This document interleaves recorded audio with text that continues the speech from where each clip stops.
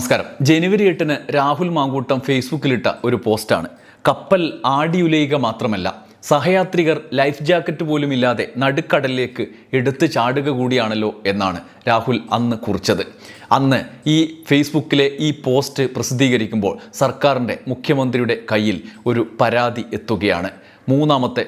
രാഹുൽ മാങ്കൂട്ടത്തിനെതിരായ മൂന്നാമത്തെ സ്ത്രീവേട്ടക്കെതിരായ പരാതി. ആ പരാതിയിന്മേൽ നടപടിയുടെ തുടർച്ചയായി ഇന്ന് രാഹുൽ അകത്താണ്. പോലീസ് അറസ്റ്റ് ചെയ്ത് കൊണ്ടുപോയിരിക്കുകയാണ്. എന്തായാലും ഈ സാഹചര്യം ഏറ്റവും പ്രധാനമാണ്. രാഹുൽ ലൈഫ് ജാക്കറ്റ് പോലും ഇല്ലാതെ കുറ്റകൃത്യത്തിന് പോലീസിന് മുന്നിൽ നിൽക്കുന്ന ഘട്ടത്തിൽ രാഹുൽ മാങ്കൂട്ടത്തിൻ്റെ സ്ഥിതി എന്താണ്? അതാണ് നമ്മൾ ഈ വീഡിയോയിൽ പരിശോധിക്കുന്നത്. രാഹുലിന് ഇത്തവണ കാര്യങ്ങൾ അത്ര എളുപ്പമാകില്ല. പാർട്ടിയിലെ സ്വാധീനവും സൈബർ ഗുണ്ടകളുടെ ബലവും രാഹുൽ ഈശ്വറിൻ്റെ കൊട്ടേഷൻ ന്യായീകരണങ്ങളും ഒന്നും പോരാതെ വരും. ഭീഷണിപ്പെടുത്തി പരാതിക്കാരെ പിന്തിരിപ്പിക്കുന്ന സ്ഥിരം രീതികളും ചെലവാകില്ല. കാരണം മൂന്നാമത്തെ പരാതി ചില്ലറ പരാതിയല്ല എന്നത് തന്നെ. പരാതിക്കാരി മുഖ്യമന്ത്രിക്ക് അയച്ച കത്ത് സകല തെളിവുകളുടെയും രേഖയാണ് എന്നാണ് പുറത്തുവരുന്ന വിവരം. ഈ പരാതിയുടെ തുടർച്ചയായി മൊഴിയും രേഖപ്പെടുത്തി രേഖകളും ശേഖരിച്ചാണ് പോലീസിന്റെ നീക്കം. യുവതി വീഡിയോ കോൺഫറൻസിംഗ് വഴി AIG പൂങ്കുഴലി മുമ്പാകെയാണ് മൊഴി നൽകിയത്. പത്തനംതിട്ടയിലെ ഒരു ഹോട്ടലിൽ വെച്ച് 2024 ഏപ്രിൽ 24-ന് നടന്ന ബലാത്സംഗത്തിന്റെ അടിസ്ഥാനത്തിലുള്ള മൊഴി. പിന്നീട് ഗർഭിണിയാക്കുകയും ഗർഭഛിദ്രത്തിലേക്ക് നയിക്കപ്പെടുകയും ചെയ്തു. മാത്രമല്ല, ബലാത്സംഗവും ഗർഭഛിദ്രവുമായി ബന്ധപ്പെട്ട എല്ലാ തെളിവുകളും യുവതി പോലീസിന് കൈമാറി. ഗർഭിണിയായപ്പോൾ അത് യുവതി രാഹുലിനോട് പറഞ്ഞു. എന്നാൽ രാഹുൽ അതിൻ്റെ ഉത്തരവാദിത്തത്തിൽ നിന്ന് ഒഴിഞ്ഞു എന്ന് മാത്രമല്ല, മറ്റാരെങ്കിലും ആയിരിക്കും എന്ന് പറഞ്ഞ് അധിക്ഷേപിക്കുകയും ചെയ്തു. ഉത്തരവാദി രാഹുലാണ് എന്ന് തെളിയിക്കാൻ DNA പരിശോധനയ്ക്ക് ആവശ്യപ്പെട്ടപ്പോൾ അയാൾ ബന്ധം തന്നെ വിച്ഛേദിച്ചു, ഫോണിൽ ബ്ലോക്ക് ചെയ്തു. എന്നാൽ ഗർഭഛിദ്രത്തിന് ശേഷം ഭ്രൂണത്തിൻ്റെ DNA സാമ്പിൾ യുവതി എടുത്തു വെച്ചു. അതിൻ്റെ വിശദാംശങ്ങളും ആശുപത്രി രേഖകളും പോലീസിന് കൈമാറി. പതിവ് പോലെ ഉഭയസമ്മതപ്രകാരമുള്ള ബന്ധം, വിവാഹിത, രാഹുലിനെതിരായ നീക്കം തുടങ്ങിയ രാഷ്ട്രീയ ആഖ്യാനങ്ങൾ ഒക്കെ സാമൂഹ്യ മാധ്യമങ്ങളിലും മുഖ്യധാരാ ചാനലുകളിലും രാഹുൽ ഈശ്വറിൻ്റെ ന്യായീകരണ വർത്തമാനങ്ങളിലും മറ്റ് ആൺകൂട്ടങ്ങളുടെ ആഖ്യാനങ്ങളിലുമൊക്കെ ആരംഭിക്കും എന്നുറപ്പായിരുന്നു. ഇപ്പോൾ തന്നെ അതിനുള്ള സാധ്യതകളുണ്ട്. കോടതിയിൽ വരെ അത് ബോധിപ്പിക്കാനാകും വിധത്തിൽ അഭിഭാഷകർ അതിന് പിന്നാലെ പോവുകയും ജാമ്യം നേടിയെടുക്കാൻ ശ്രമിക്കുകയും ചെയ്യുമായിരുന്നു. എന്നാൽ ഈ കേസിൽ നിർണായക തെളിവുകൾ അതിനൊക്കെ അപ്പുറത്താണ്.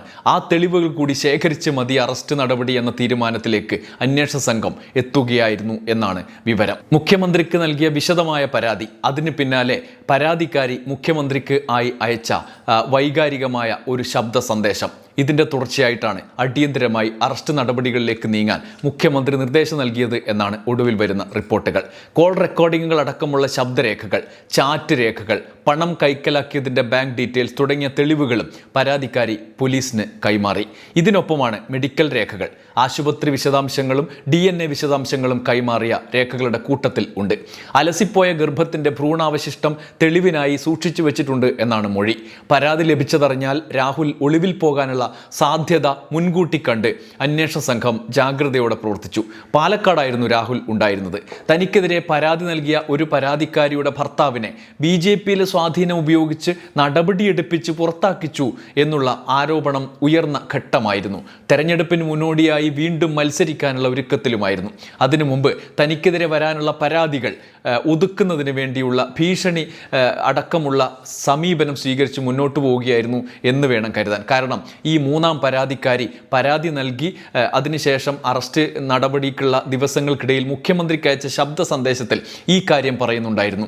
രാഹുൽ താൻ പരാതി നൽകും എന്നുള്ള ഭീഷണിയും സംശയവും ഒക്കെ വെച്ച് തനിക്കെതിരെ ഭീഷണി ഉയർത്തി തന്നെയും തൻ്റെ കുടുംബത്തെയും ഇല്ലാതാക്കും എന്ന് ഭീഷണി ഉയർത്തിക്കൊണ്ട് മുന്നോട്ട് പോവുകയാണ് എന്നാണ് മുഖ്യമന്ത്രിക്ക് അയച്ച ശബ്ദ സന്ദേശത്തിൽ പറയുന്നത് എന്നാണ് റിപ്പോർട്ടുകൾ.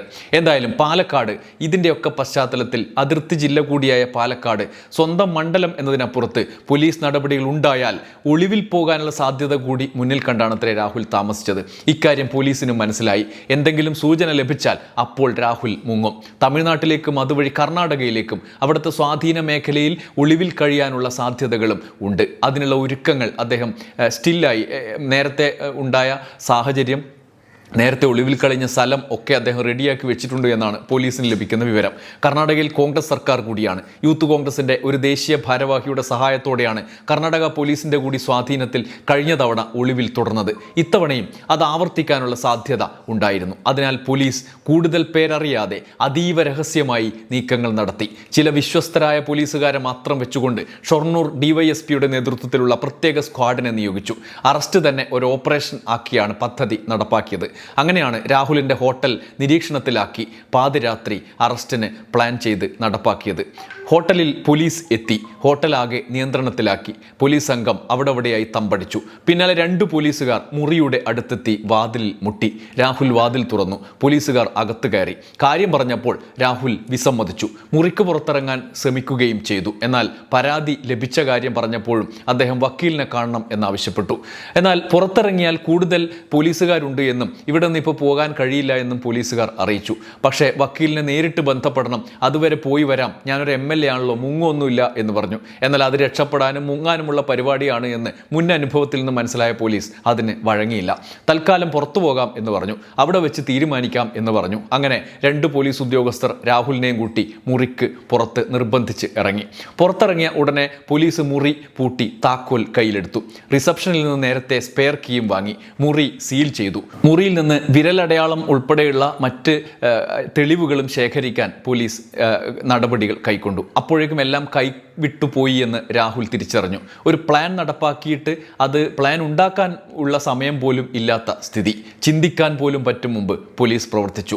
സമാന്തരമായി പത്തനംതിട്ടയിൽ പീഡനം നടന്ന, ഇപ്പോൾ 3ാമത്തെ പരാതിയിലെ പെൺകുട്ടി പറഞ്ഞ ദിവസം അദ്ദേഹം താമസിച്ച ഹോട്ടൽ മുറിയുടെ വിശദാംശങ്ങളും അവർ തെളിവായി ശേഖരിച്ചു എന്നാണ് പോലീസിന്റെ ഭാഗത്തു നിന്ന് ലഭിക്കുന്ന വിവരം. ഒപ്പം ആ മുറിയിൽ നിന്ന് വിരലടയാളത്തിന്റെ സാമ്പിളുകൾ ശേഖരിക്കാനും അവർ നീക്കം നടത്തി. പോലീസ് അതിനുള്ള നടപടികൾ കൂടി കൈക്കൊണ്ടു എന്ന പ്രധാനപ്പെട്ട വിവരമാണ് ഇപ്പോൾ പുറത്തു വരുന്നത്.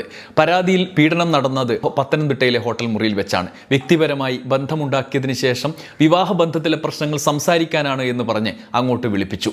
റെസ്റ്റോറൻറ്റിൽ വെച്ച് കാണാം എന്ന് പറഞ്ഞ് കൂട്ടിക്കൊണ്ടുപോയി. എന്നാൽ പിന്നീട് അവിടെ നിന്ന് മുറിയിലേക്കാണ് വിളിച്ചു വരുത്തിയത്. മുറിയടച്ച് ക്രൂരമായി പെരുമാറി. ശാരീരിക ആക്രമണം നടത്തി. എതിർത്തപ്പോൾ മുഖത്തടിച്ചു. ദേഹത്ത് മുറിവുകളുണ്ടാക്കി. അവിടെ ബലാത്സംഗം നടന്നു. അവിടെ നിന്നൊടുവിൽ പിരിഞ്ഞു. ഗർഭിണിയായപ്പോൾ അധിക്ഷേപിച്ചതും DNA പരിശോധനയ്ക്ക് വിസമ്മതിച്ചതും യുവതി വിശദീകരിച്ചു. എന്നാൽ പിന്നീട് ഒരു ഇടവേളയ്ക്ക് ശേഷം പാലക്കാട് ഉപതെരഞ്ഞെടുപ്പ് സമയത്ത് വീണ്ടും ബന്ധം സ്ഥാപിച്ചു. ക്ഷമ പറഞ്ഞ് ബന്ധം പുനരാരംഭിച്ചു. വിവാഹകാര്യം പറഞ്ഞു. അടുപ്പത്തിൽ പെരുമാറി. പാലക്കാട് ഫ്ലാറ്റ് വാങ്ങണം എന്ന് പറഞ്ഞ് പണം ആവശ്യപ്പെട്ടു. വിവാഹം കഴിച്ച് ഒരുമിച്ച് താമസിക്കാനാണ് എന്ന് പറഞ്ഞു. പാലക്കാട് ഫ്ലാറ്റ് നേരിട്ട് വാങ്ങാനായി യുവതി ഒരു ഗ്രൂപ്പിനെ തന്നെ സമീപിച്ചു. എന്നാൽ അത് നടന്നില്ല. പിന്നീട് രാഹുൽ നേരിട്ട് തന്നെ പണം കൈക്കലാക്കി. അതിനിടെ 2 ലൈംഗിക പരാതികൾ വന്നപ്പോൾ താനും പരാതി നൽകും എന്ന് കരുതി രാഹുൽ യുവതിയുടെ അടുത്ത് ഈ കാര്യം അവതരിപ്പിച്ചു. എന്നാൽ പരാതി നൽകിയാൽ കൈകാര്യം ചെയ്യും എന്നുള്ള ഭീഷണിയിലേക്ക് പിന്നീട് അത് കടന്നു. മാതാപിതാക്കളെയും സഹോദരിയെയും ഇല്ലാതാക്കും എന്ന് ഭീഷണിപ്പെടുത്തി. ഇതോടെ രാഹുലിൻ്റെ ക്രൂരതകൾ ചിന്തിക്കുന്നതിനപ്പുറത്താണ് എന്ന് പരാതിക്കാരി തിരിച്ചറിഞ്ഞു. അങ്ങനെയാണ് പരാതിയുമായി അതീവ രഹസ്യമായി യുവതി വിദേശത്ത് നിന്ന് നേരിട്ട് രംഗത്തിറങ്ങിയത്. പിന്നീട് വീഡിയോ കോൺഫറൻസിലൂടെ മൊഴി നൽകിയത്. ഇനി നേരിട്ട് മൊഴി നൽകാൻ എത്തുന്നതും. 2 തവണയായി രാഹുൽ നടത്തിയ വിദേശയാത്രകളിലും ലൈംഗിക പീഡനം നടന്നിട്ടുണ്ട് എന്നാണ് പോലീസിന് ലഭിക്കുന്ന വിവരം. പാലക്കാട് ഉപതെരഞ്ഞെടുപ്പ് കഴിഞ്ഞ് MLA ആയ ശേഷവും സാമ്പത്തിക സഹായം ആവശ്യപ്പെട്ട കാര്യം പരാതിയിലുണ്ട്. വിദേശയാത്രകൾക്കായി പണം നൽകിയതിൻ്റെ വിശദാംശങ്ങളും പരാതിയിലുണ്ട്. പരാതിയിലെ വിശദാംശങ്ങളുടെ അടിസ്ഥാനത്തിൽ വിദേശയാത്രകളുടെ രേഖകളും അന്വേഷണ സംഘം ശേഖരിച്ചിട്ടുണ്ട്. 2 തവണ MLA ആയതിനു ശേഷം UK സന്ദർശിച്ചതിൻ്റെ വിവരങ്ങൾ പോലീസ് തേടിയിട്ടുണ്ട്. സ്ത്രീകളെ പ്രണയവും വിവാഹവും കാണിച്ച് ദുരുപയോഗിക്കുക, വഴങ്ങാത്തവരെ ബലമായി കീഴ്പ്പെടുത്തുക, ഗർഭിണിയാക്കുക, നിർബന്ധിച്ച് ഗർഭഛിദ്രം ചെയ്യിക്കുക, എല്ലാം കഴിഞ്ഞ് 3ാം പരാതിയിലേതുപോലാണെങ്കിൽ സാമ്പത്തിക സ്ഥിതി മനസ്സിലാക്കി ബന്ധം സ്ഥാപിച്ച് പണം കൈക്കലാക്കുക കൂടി ലക്ഷ്യമായിരുന്നു. ആഡംബര ജീവിതത്തിന് ഉപയോഗിക്കുന്ന ഒരു പ്രത്യേക രീതി. പരാതി വരുമ്പോൾ രാഷ്ട്രീയം പറഞ്ഞ് തടി കയച്ചലാക്കാം. അമ്മാതിരി അസാധാരണവും ഭീതിപ്പെടുത്തുന്നതുമായ കഥകളാണ് പുറത്തു വരുന്നത്. രാഷ്ട്രീയ പ്രവർത്തനത്തിനിടയ്ക്ക് കുറ്റകൃത്യങ്ങൾ ചെയ്തു പോരുന്നവരുടെ വാർത്തകൾ നമ്മൾ കേട്ടിട്ടുണ്ട്. എന്നാൽ കുറ്റകൃത്യങ്ങൾ ചെയ്യുന്നതിന് രാഷ്ട്രീയത്തെ തിരഞ്ഞെടുക്കുന്നവരുടെ കഥകൾ അസാധാരണമായിട്ടേ കേൾക്കാറുള്ളൂ. അതാണിപ്പോൾ കേൾക്കുന്നത്. കേരളത്തിന് പുറത്തു നിന്നുള്ള പല സംഭവങ്ങൾക്കും സമാനമായ ഒന്ന് കേരളത്തിലും നടക്കുന്നു. എല്ലാത്തിനുമുള്ള കുറുക്കുവഴിയായി എതിർ രാഷ്ട്രീയക്കാരെ അങ്ങേയറ്റം ചീത്ത വിളിച്ച് അപകീർത്തിപ്പെടുത്തുന്ന രാഷ്ട്രീയ സാധ്യത ഉപയോഗപ്പെടുത്തുന്നു. സ്വന്തം പാളയത്തിൽ നിന്നുള്ളവരുടെ പിന്തുണ നേടിയെടുക്കുക എന്ന തന്ത്രം. സ്വന്തം പാളയത്തിൽ എതിർപ്പ് ഉയർത്തുന്നവരെ പോലും അപകീർത്തിപ്പെടുത്തി മുന്നോട്ട് പോവുക. എന്നാൽ ഇരയാക്കപ്പെട്ട സ്ത്രീകൾ ഇപ്പോൾ പഴയതുപോലെയല്ല സാർ. അവർ അവരുടെ തിക്താനുഭവങ്ങളിൽ നിന്ന് കരുത്തരായി ഉയർത്തെഴുന്നേറ്റിരിക്കുന്നു. തെളിവുകളടക്കം പൂട്ടിക്കളയും. ഇതെങ്കിലും ഒരു പാഠമാക്കി മാറ്റിയില്ലെങ്കിൽ കോൺഗ്രസ് നേതൃത്വം വലിയ വില കൊടുക്കേണ്ടി വരും. ഇനി എന്തൊക്കെ നടക്കുമെന്ന് കാത്തിരുന്ന് കാണാം. നന്ദി, നമസ്കാരം.